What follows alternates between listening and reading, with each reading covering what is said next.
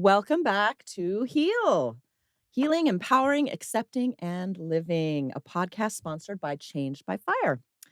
Glad to have you here and a part of our journey as we continue to explore identity work and really feel into understanding and finding and living in ourselves.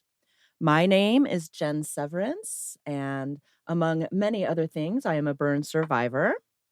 And My name is Lori Janik, and I have been an advocate in the burn community for about 15 years.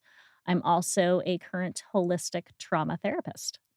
So, last episode we walked through on finding identity was really about changes and exploring changes around our Mhm. injury, healing, just the importance of how physical, social, emotional, and spiritual changes impact how we see ourselves and what are some different ways that we can reconnect or connect with our inner identity in finding supports, peer mentors, community, building self habits?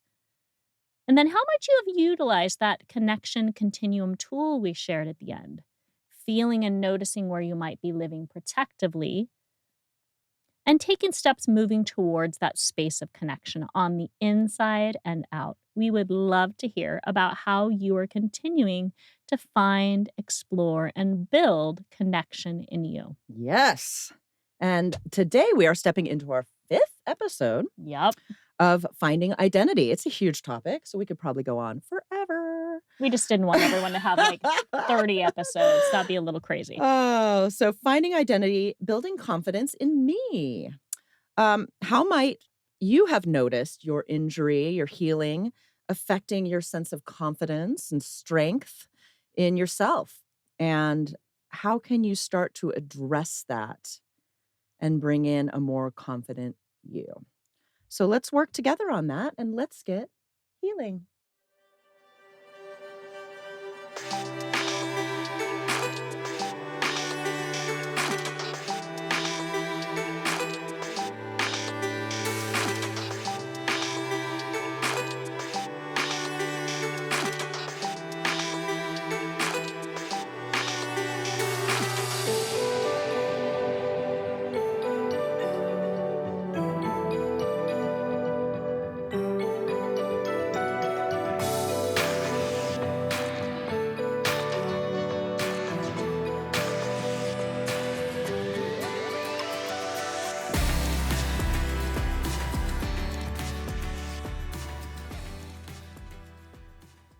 So, confidence. That is a pretty big C word to step into today. Mhm. And confidence is something that I think many of us are really struggling to reach, to build, to grow in life, Mhm. but can be really hard to find. And what is it? Mhm. So, from a definition standpoint, because we always want to stand on something a little bit more impartial, confidence is a sense of certainty, of self assurance about the truth of something, the truth of an ability, the truth of someone. It involves a sense of trust developed in a person, a place, a thing that allows us to be a little bit more vulnerable. Wow. Mm. What do you think about that definition? Oh, yes.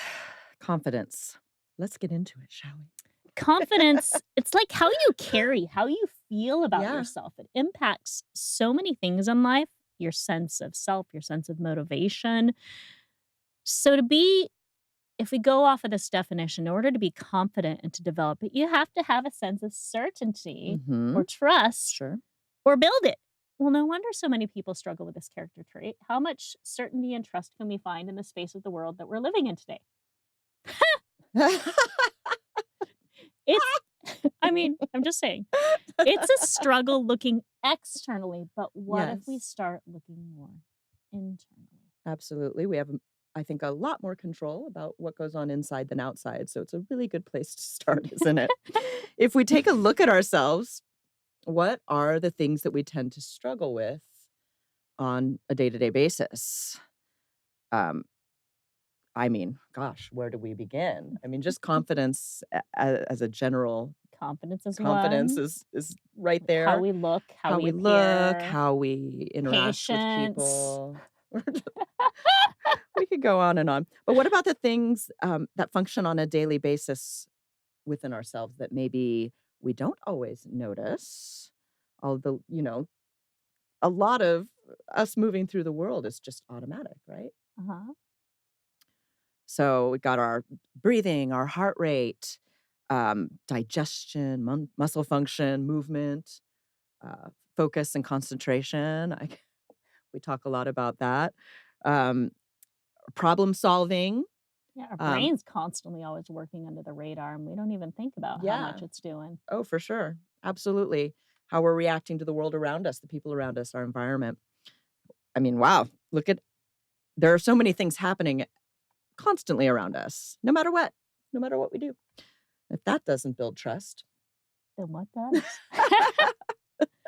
So, after a burn injury, after a big injury in life, what do we tend to look at and notice?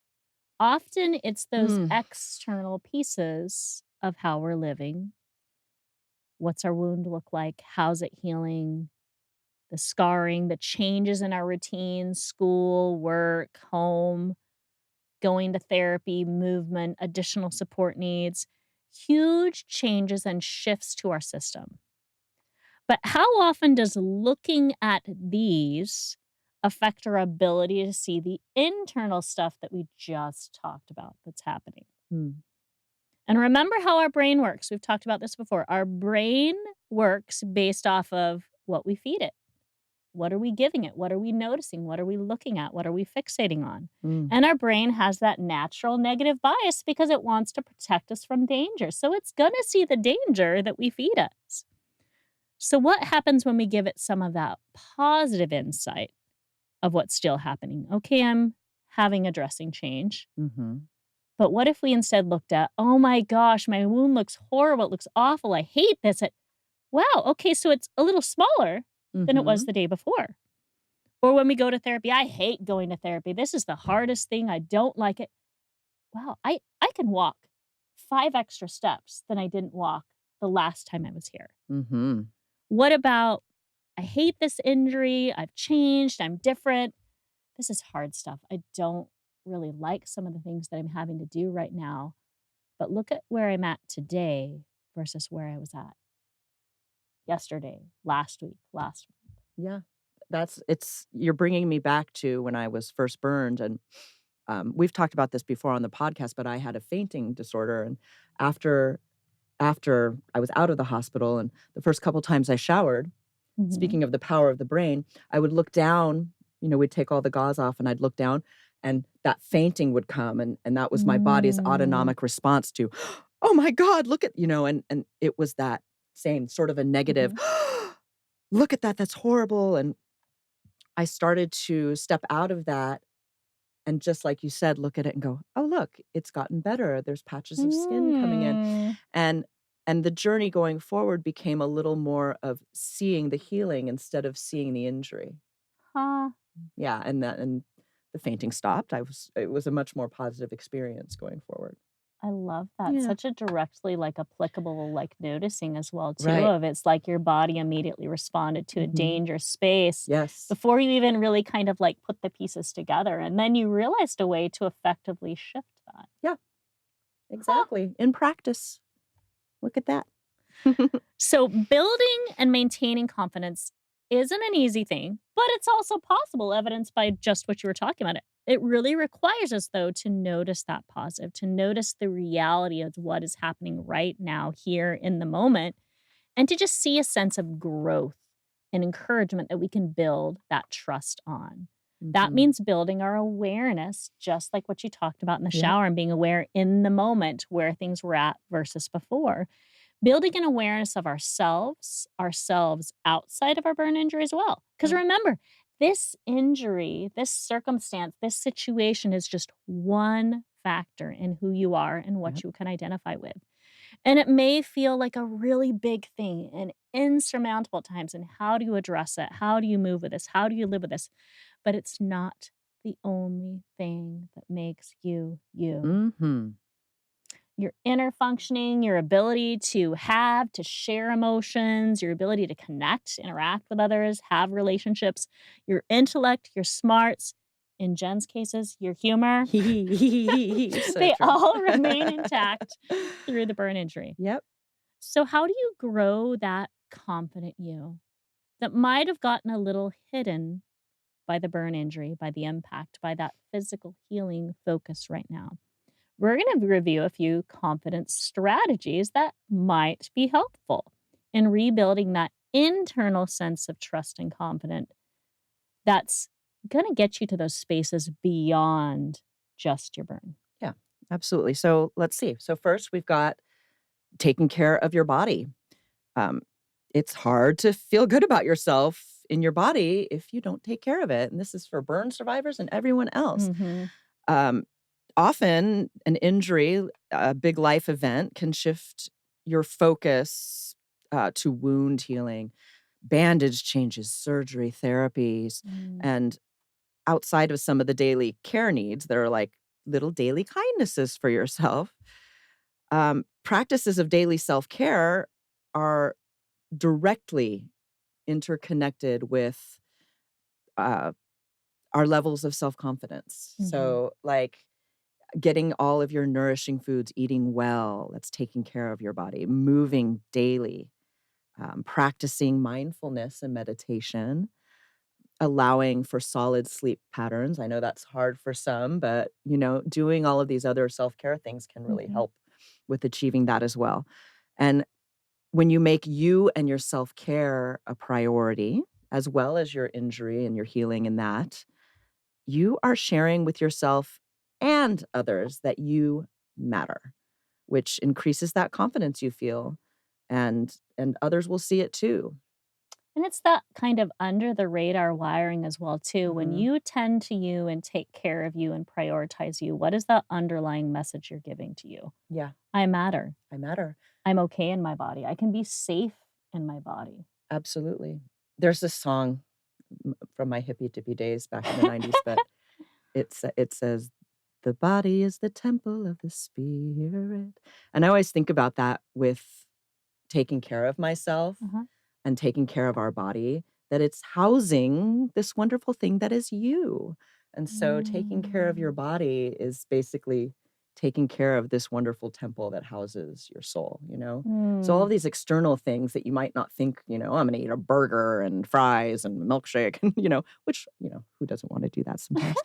But caring for yourself with these physical needs is really honoring that Mm. wonderful soul that you have in you.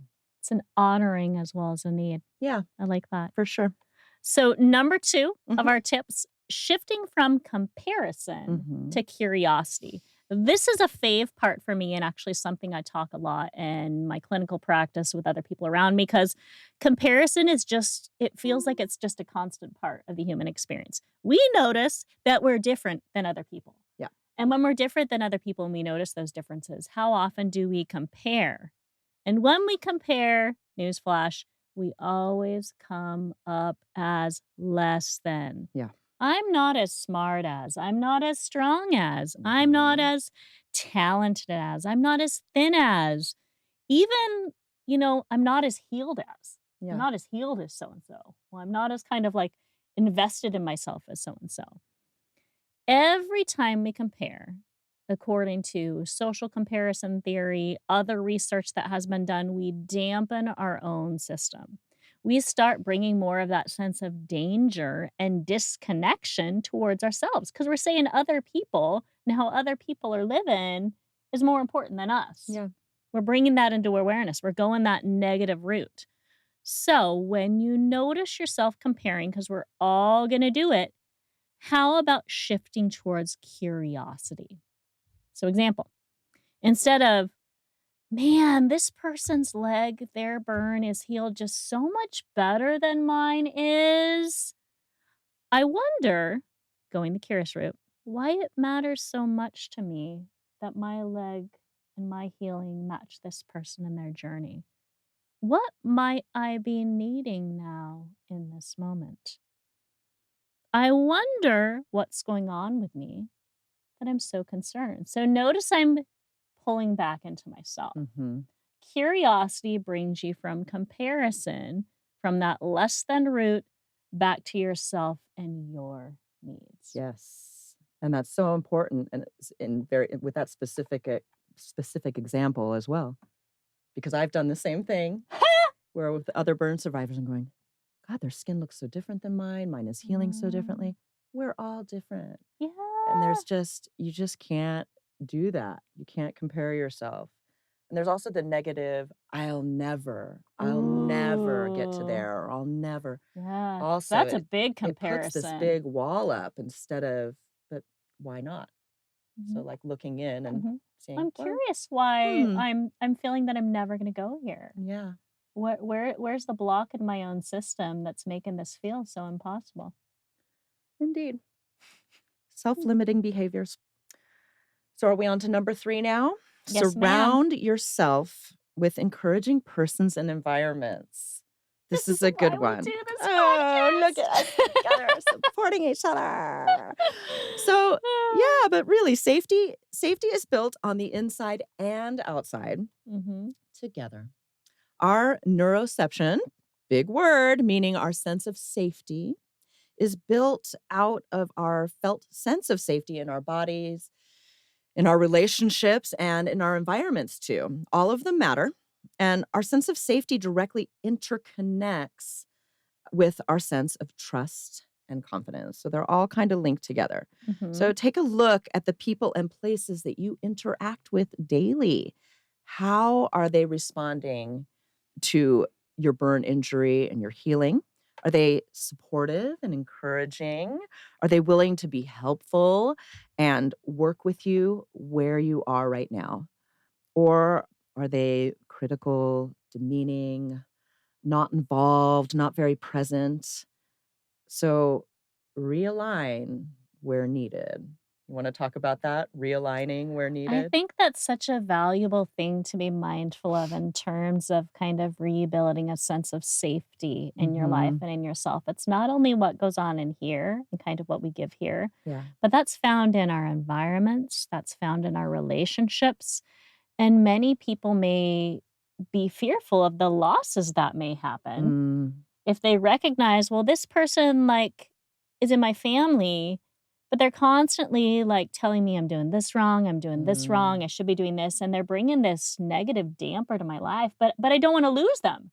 Yeah. So you're risking losing yourself to prevent you from losing this other person that's outside of you. What are you telling to yourself? Who Mhm. are you prioritizing here? And it may mean some big steps. Okay, I'm only going to interact so much with this person, and I'm going to build this sense of connection, this sense of community. Disclaimer towards our next episode Ah, that can make me feel a little bit more kind of valued, included, encouraged, safe. yeah. So that's what realignment means, kind of vetting that sense of safety and connection outside of you.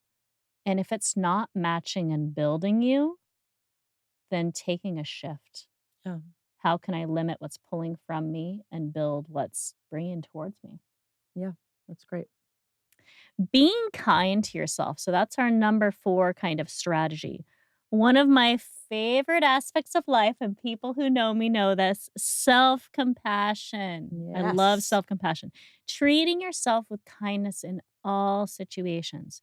When you make a mistake, when you deal with a hardship, a difficult space in life, when you navigate big tries, big emotions, being kind to you actually helps you be a little bit more emotionally flexible. So you can navigate things a little bit more easily in life. You can, rather than kind of your emotions taking you on this lovely roller coaster, you can kind of like balance and navigate the waves a little bit more. Mhm. And you develop a stronger sense of connection and trust with you and with others in your life. So, how might you apply this? Okay, when you're having a really difficult day in healing, and in how you look and you see at you, maybe it's recognizing, okay, hard things is a part of being human, though. It's okay to not like that, but it's a part of being human. And I'm doing what I can, and I'm going to notice that. And I'm part of this greater community in healing. There's others around me in this space. Mhm. So I'm not fully walking it alone. No. And I'm going to be kind and compassionate towards what I might need right now. Maybe, just maybe, that means, okay, rather than doing my whole entire therapy routine at home, I'm going to let myself take some breaks in how I build and how I accomplish it and sit and step back. Mhm. And I'm going to be kind to myself and honor my body and what it needs. And if I feel I can return, I can return. There is such a value to prioritizing and being kind to you because that brings in a greater sense of non judgment Mhm. rather than judgment into your life.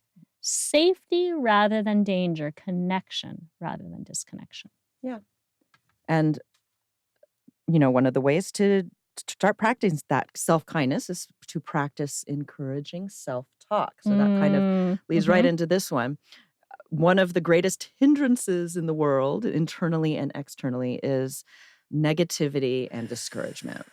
True story. And yeah, when we talk unkindly to ourselves, and I'm sure all of us do it and have done it, we limit our abilities, our possibilities, and our sense of confidence in ourselves too.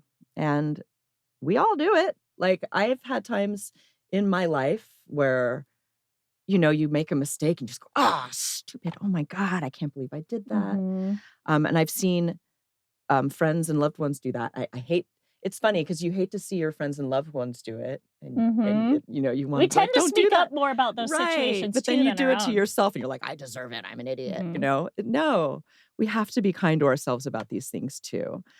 And negative self-talk is often modeled to us by family, Mhm. peers, society, Mhm. maybe even social media, who knows? I mean, we Mhm. have information coming at us from all sides. So it doesn't have to stay that way though. Our self-talk can be more self-compassionate and encouraging to remind us of our own capabilities too, Mhm. and also help us manage anxiety in healing. Um, my example of being in the shower and realizing I was having these reactions, and just shifting the focus, or Mhm. shifting how I looked at that. And some examples might be, rather than I can't handle this, that just stop, I can't, Mhm. to something like, wait, I can do this. I am strong and I can do hard things. It's probably one of my greatest phrases. I can do hard I things. can do hard things. Yes, and you can, and so can we. Rather than, "Oh, I'm ugly," or maybe, "God, look at my skin is ugly. Mhm. I miss my old skin. This skin is Mm. ugh." We can turn that around and say, "Well, yeah, my outside has changed, Mhm. but I am learning to see and appreciate the me that I am now, and I still Mm. am." That was one of the greatest gifts I feel of my burn injury, was being able to recognize Mm. that that is not all that we are, how we look on the outside, and comparing to others, how others look, and how do we compare. It's one of the biggest gifts of being a burn survivor, I think, is the ability to take that physical change and say, "Wow, this is not all who I am." Mhm. And that burn, that skin doesn't have to be something ugly. In fact, I've had a lot of people go, "Is that a tattoo? That's really cool." So, other people's perceptions isn't you're ugly or your skin is ugly. So, it's important to remember that. I love that. Love that.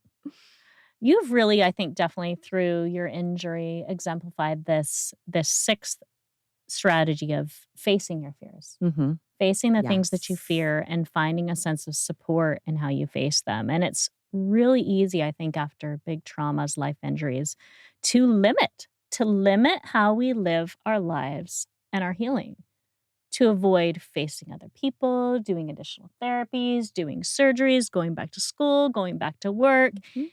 It all feels so big, and I'm not ready. I can't do this. I failed before. There's danger everywhere. But yet, how is confidence built? By practice, Mhm. by facing situations, because we can do hard things. There's actually a whole realm of therapy called exposure therapy Mm. that explores really facing our fears, stretching our system to show what we can do, even in the midst of what happens to us, building a sense of safety internally where maybe, just maybe, there might be some danger now. So, what could this look like if we talk about facing our fears and finding that support? Going to the clinic where we're treated at. Even though we might have really big feels and memories of that hospital stay and that journey and that initial healing, I'm going to go ahead and step into the midst of it. Not going to let this fear claim me and rule my life. Maybe going to the site of an accident, Mm. exploring the emotions that it brings up with you. Maybe having a family or a friend go with you to help you realize that you are safe now. Yes.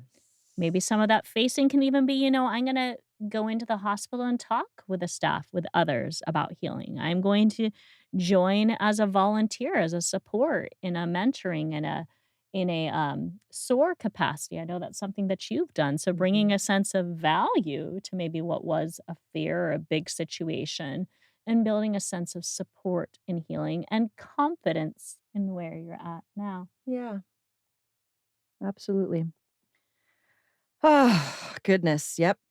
What a journey we are on in this, huh? Mhm. And so number 7, find and explore things that you're good at. And we all have them. Yes. And what are the things that you're good at?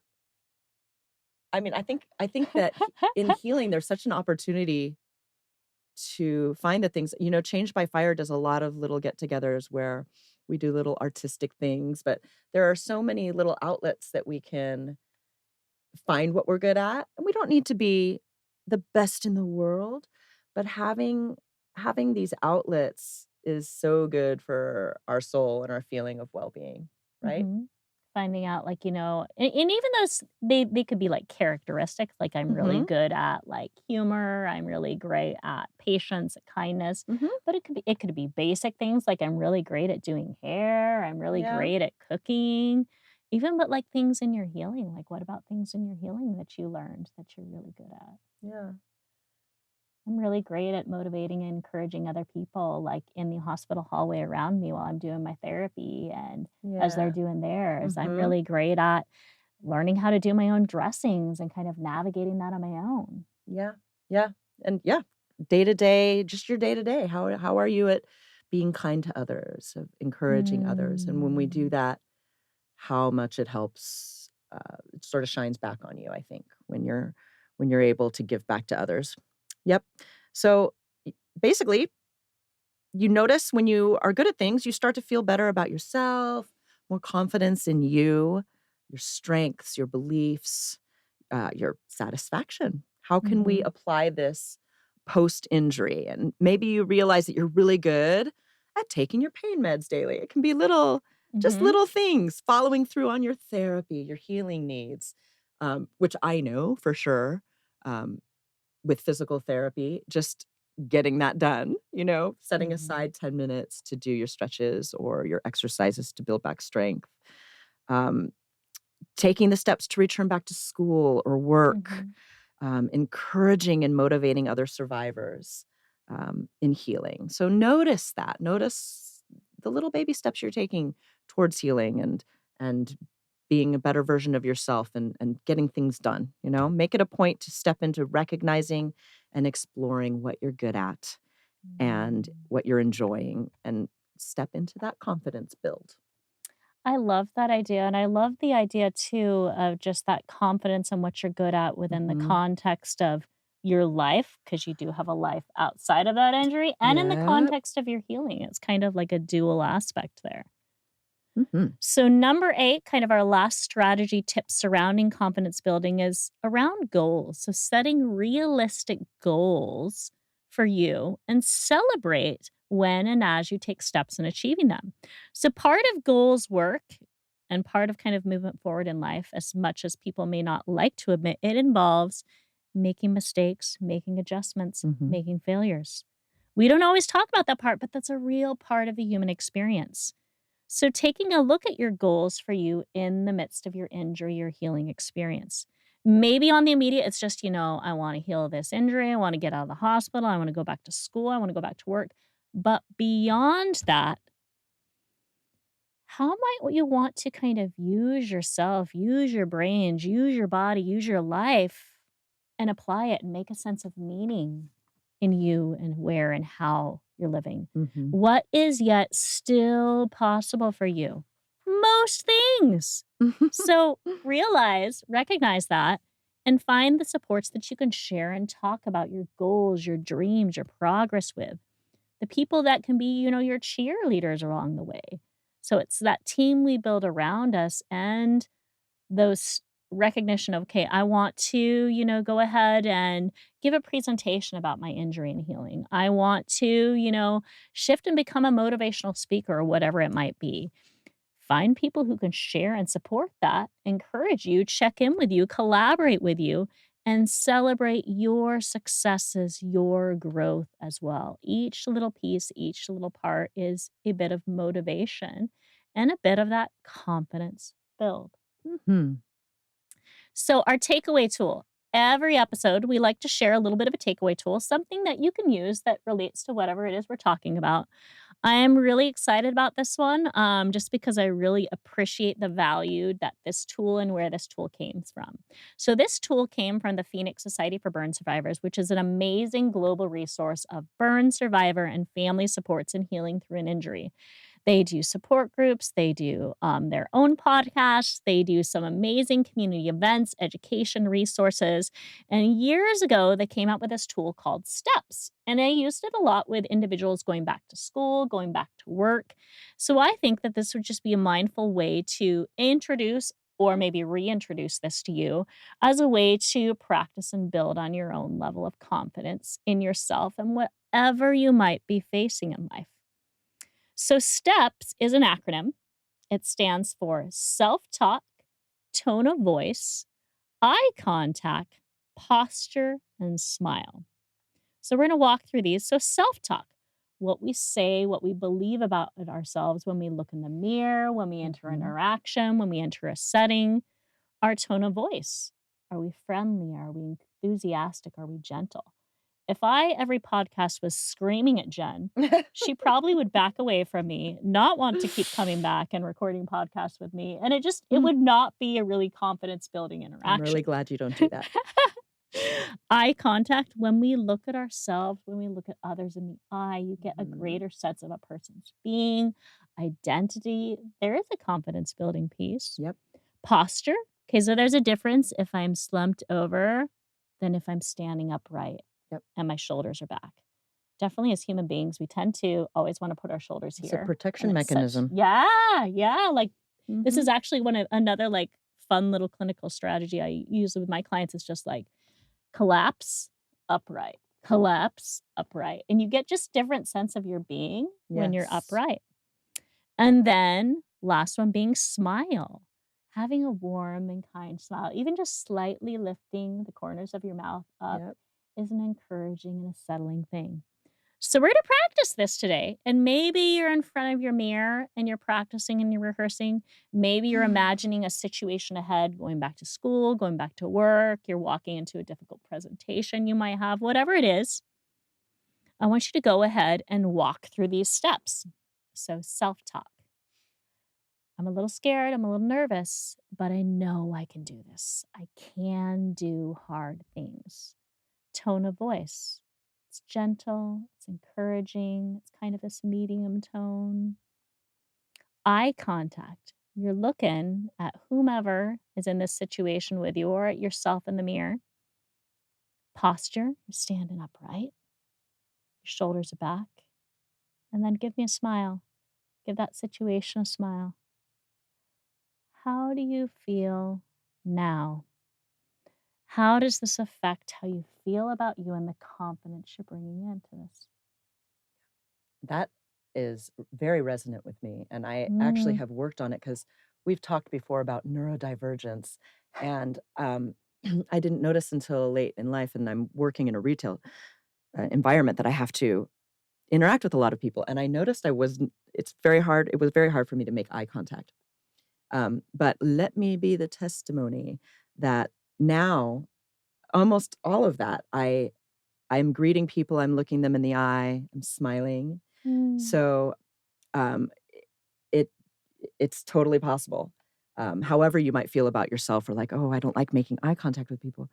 You can practice, and I did that over the course of years. I've practiced, and I really think about it sometimes where I'm like, "Wow, I've really come far with being able to interact with people in a way just like Mm. all the steps you just went through." So, it is something that you can practice, and you just have to keep these thoughts in mind when you're interacting with the world, and that making eye contact with people, having that tone of voice, smiling, um, the more you practice just like anything else, the better you'll feel about it, and the better 100%. yeah.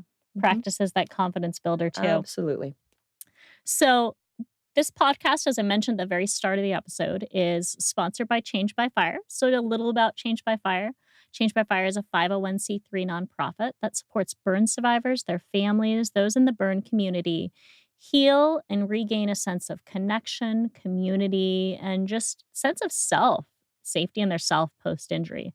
So, Change by Fire does a variety of community events, payment and support services, and connection to things such as hypnotherapy, yoga, equine therapy, music therapy, a variety of alternative healing modalities to really rebuild that sense of kind of power and community post injury. And Change by Fire, how you get in touch with Change by Fire, www.changebyfire.org, also on Facebook, also on Instagram, so a lot of the major platforms. And you can Uh, catch us on YouTube with Oh, this yes, on podcast. YouTube with the We're podcast. I completely blocked that one out. everywhere. Few things upcoming. We're having our very first backyard concert fundraiser October Mhm. 11th, and that's going to be our hope is a yearly event kind of bringing more awareness, education, and funding to support the ventures that we just spoke about. Mhm. We're setting up a really cool online portal to allow for virtual access to some alternative healing and support services to really just allow more of a sense of kind of growth, connection, community healing, whether you live in Arizona, whether you live outside of Arizona, whether you live in all different parts of the world. Um, and if you're interested in being on our podcast, sharing your Yes. tools for healing, for story, please reach out to us. We would love to hear about you, how you've applied things, how Mhm. you might want to collaborate with us further. Again, be confident and recognize like the value of you here. Yes, you are all valuable, and we really would. We're gonna start having a few more guests coming on. We Woohoo. wanna hear from you and hear how your burn injury or that of a family member has affected your life, how you feel, how confident you are, etcetera. So before we go, we always finish up with an acronym for healing, heal. So let's go. We've got have a moment to take a good look at yourself today. Explore things that you are good at and that you are finding growth in. Mm. Allow yourself to be kind to you in the spaces that you need.